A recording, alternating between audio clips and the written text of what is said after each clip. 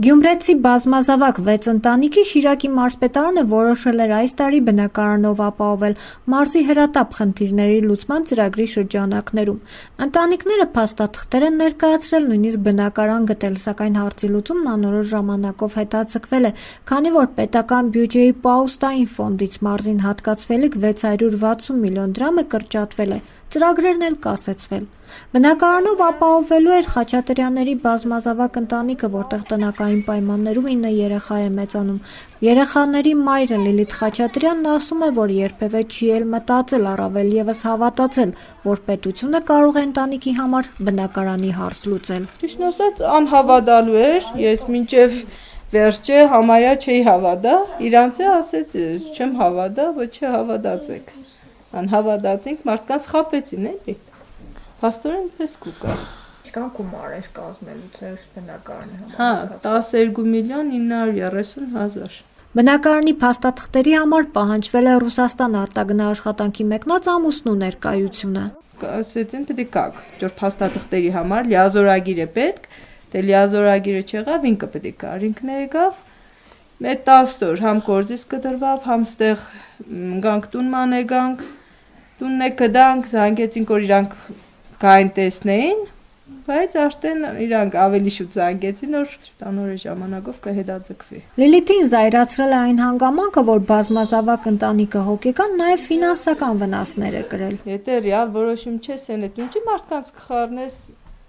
ինչի կգցես նեղ վիճակի մեջ, ես ֆինանսապես է դժվար, մեր երեխեքից մի ամսվա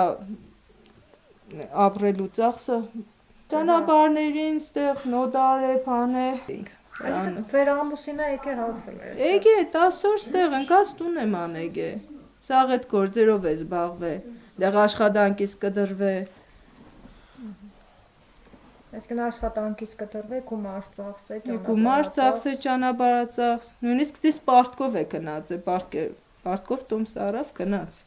Նշեմ, որ ընտանիքն ապրում է ընտանեկան նպաստով, տան թոշակառուների թոշակով ու զավակներից մեկի հաշմանդամության թոշակով։ Բազմազավակ այս ընտանիքի բյուջեն մոտավոր կազմում է 150,000 դրամ։ 9 երեխա պահելու համար դա բավարար չէ։ Դրա համար էլ Լիլիթի ամուսինը ստիպված է եղել խոպան մեկնել։ Երբ զրուցում էի Լիլիթի հետ, մի պահ բոլորն իրար խառնվեցին, տան մեծից փոքր։ Պարզվեց արտագնա աշխատանքից վերադարձավ Լիլիթի ամուսինը, Եղիշե Խաչատրյանը։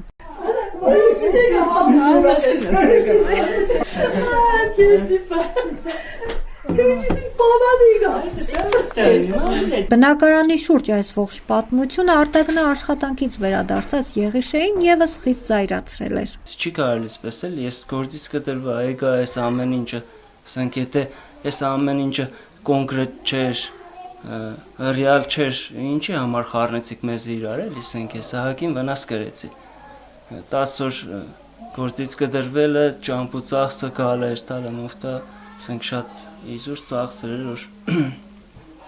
չնախատեսված ծախսեր, ասենք մեր այս կարգի ծանրաբեռնված ընտանիքներին